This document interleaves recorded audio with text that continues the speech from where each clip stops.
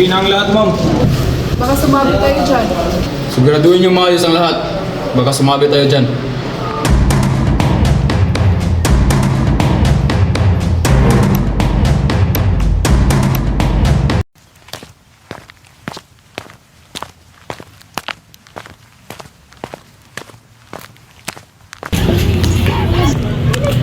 Mari, bili ka na. Mari, bagong pitas ba yan? Oo naman.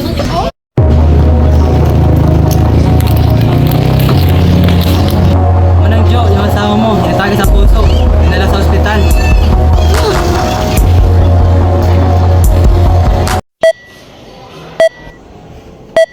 Ano nangyari sa'yo? Ma, huwag ka po mag-alala. Sabi na po ng doktor na kailangan niya po magpahinga.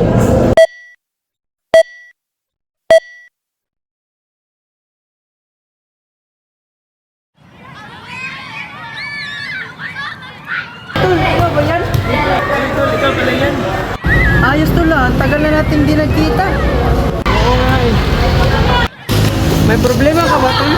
Ayos ka lang? Si Papa kasi nasa ospital, kaso wala akong trabaho, naawa na ako kay Mama. Ganun ba?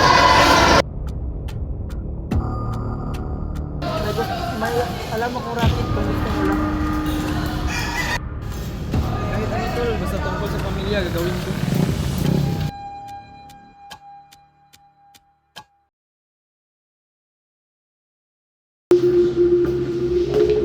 May papakilala ko sa inyo. Total na, bawasan tayo ng tauhan.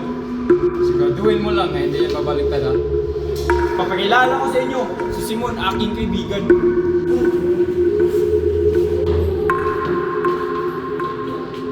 Magandang gabi po sa inyo lahat. Wala nang atrasan dito na. Umayos ka. Mamayang umaga, bandang alas 8, isisend ko sa iyo ang address.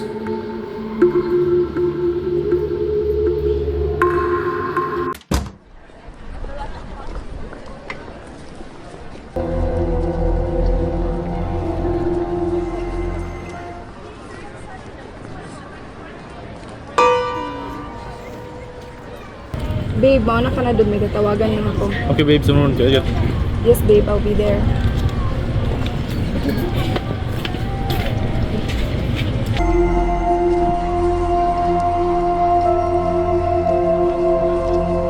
Bumalik ka na lang kung ayaw mo masaktan. Bakit? Ano bang kasalanan ko sa inyo? Huwag ka na maraming tanong. Pumunta ka na doon.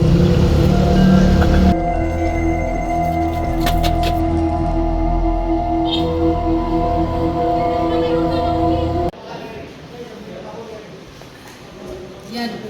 Yan ang ibibenta mo sa sakyan. Pag yan nabenta mo kagad, dudubli namin ang bayad mo. Yes po sir, makakaasa po kayo.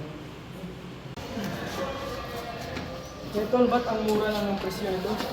Eh, nakabenta kasi si Papa ng mura, kaya hinintay niya yung mura. Maayos ka Tol. Legal ba to? Aba, oo naman, baliw. Talaga ba? Oo naman. Di ba gusto mo magkapera? Yan na, oh. Huwag ka na lang mag-inarte. Isipin mo lang ang pamilya mo.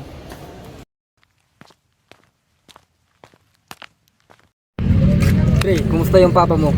Ayun, nasa ospital pa rin, nagpapagaling. Mga pre, may kakilala ba kayong nagbibinta ng sasakyan? Oh, pre, meron akong kakilalang kaibigan. Matutulungan kita dyan.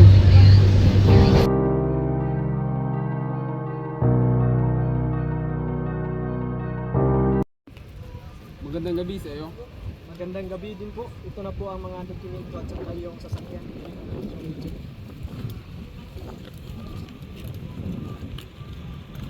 Ayos na po yan, sir.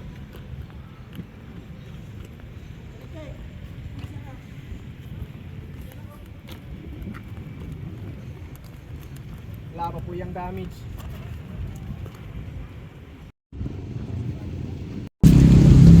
Tol, di ba yun sasakyan na sinabi ko sa'yo? Talaga ba, Tol? Sigurado ka? Oo nga, meron akong video dito eh. Pwede natin yan isumbong kasi parang binibenta ni Estrada yung sasakyan. Mali yun ah. Di ba ito yun? Oo, Tol. Yan nga.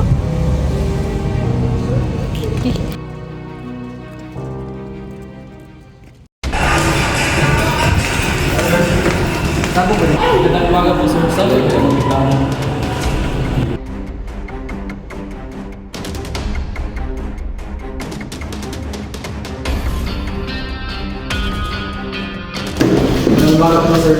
May susundin po kami. Anong mga ito? May nakita po kami sa sakyan namin natin, tapos binibigta po kayo. May pwede siya makalawa. Hindi po sir. Hindi siya po kami. Asan? Hindi ba po kami? Ito. Hindi na po kami.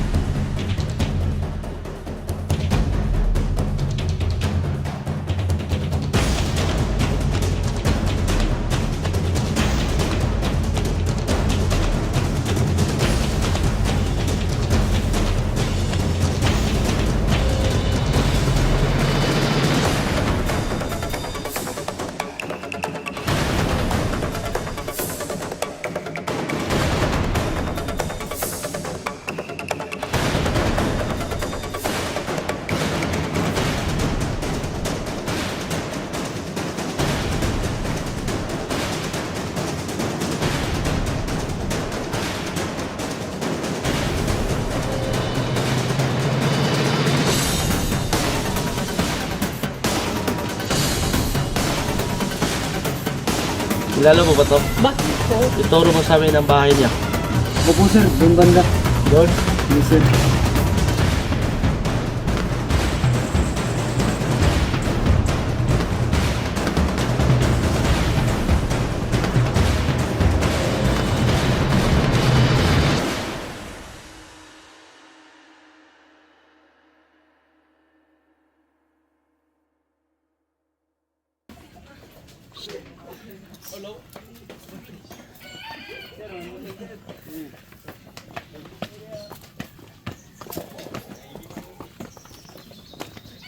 Magandang hapon po, kayo po ba si Jonary Estrada?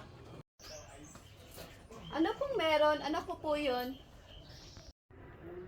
Opo, ako. Ano meron? May dala po kaming warrant of arrest laban sa iyo.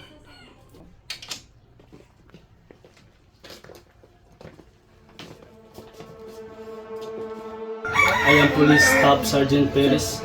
You are arrested to the crime of anti-fencing law of 1979, Presidential Decree 1612. You have the right to remain silent. Anything you say can be and will be used against you in a court of law. You have a right to an attorney.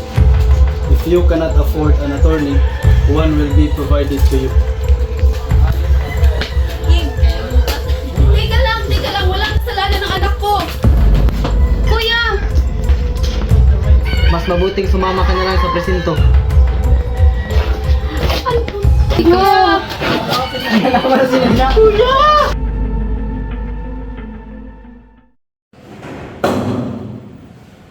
Please all rise.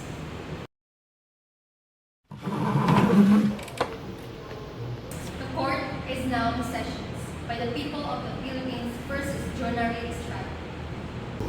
Is the prosecution ready? Yes, Your Honor.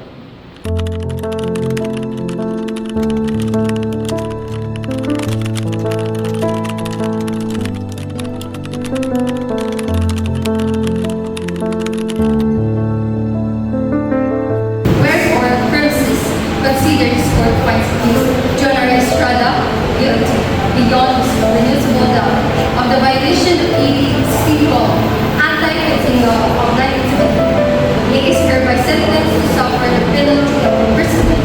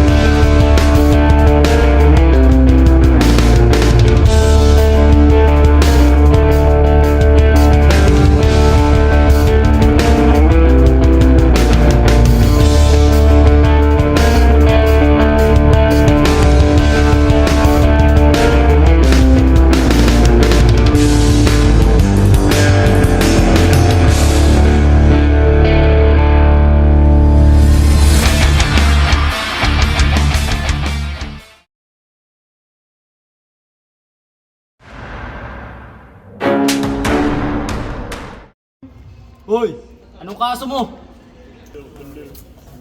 Aba, matapang! Kinakausap kita, umayos ka! Hayaan mo na sila, tol. Baguhan pa lang yan. Ikaw ba yung kinakausap ko? Ha? Umayos ka! Magsama kayo! Hoy, ano yan? Hayaan mo sila. Ganon talaga yun. Ako nga pala si John. Ano ba ang kaso mo?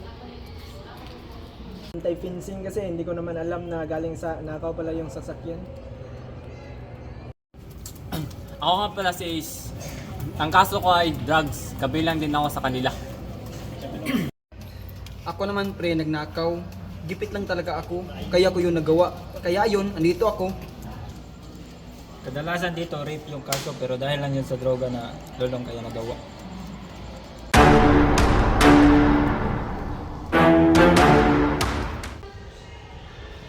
Anak, kumusta ka na dito? Ayos lang man, nakakapanibago lang. Kuya, pinagdarasal ko kita na sana ko ay makatapos na. Sana nga. Si Papa, kamusta na? Ayun, nandun pa din sa ospital yung kapatid mo nagbabantay.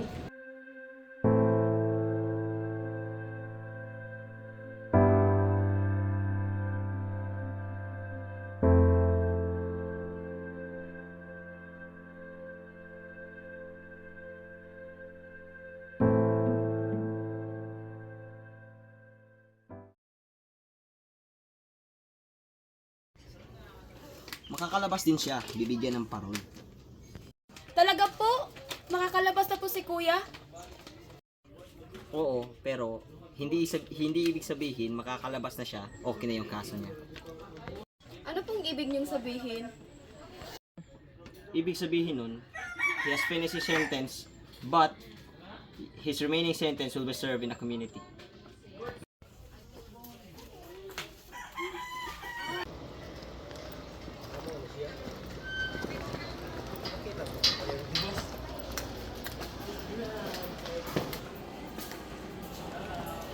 Talagang makakalabas na po ako.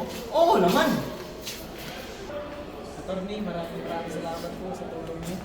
Ano pa ba? Walang problema. Pero dapat, managot yung mga may sala. Paano po? Huwag kang mag-alala. Nakulong na yung dapat naman.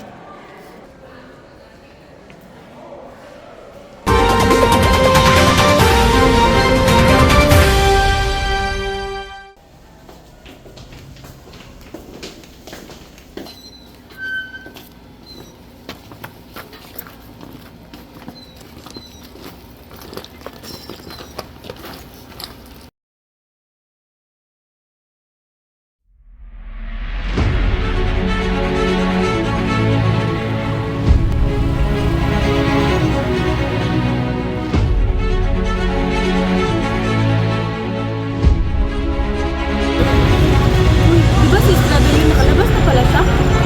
Oo nga, no? Baka tapos na ang kaso niya.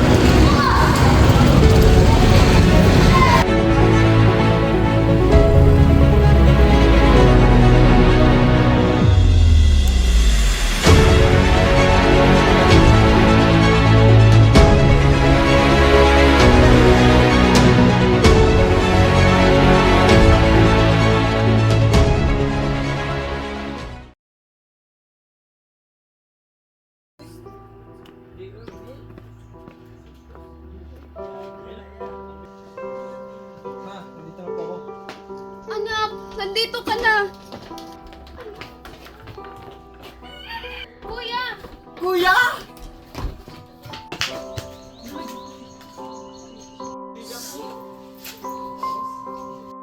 Ma, nasan ba si Papa?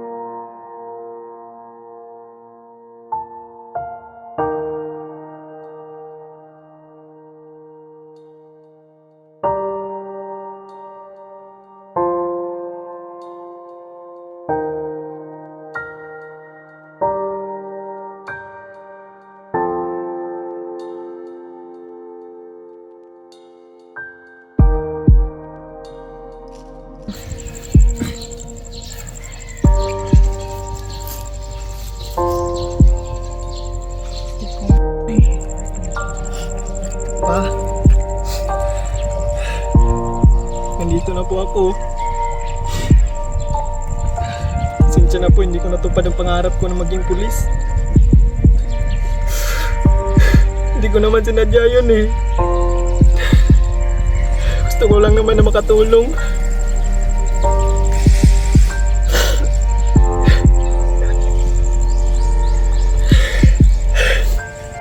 Alam mo anak, hindi mo yun kasalanan. Huwag mong sisihin ang iyong sarili.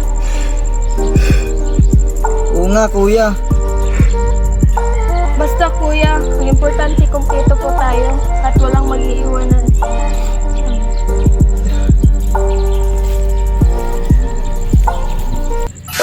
Rada!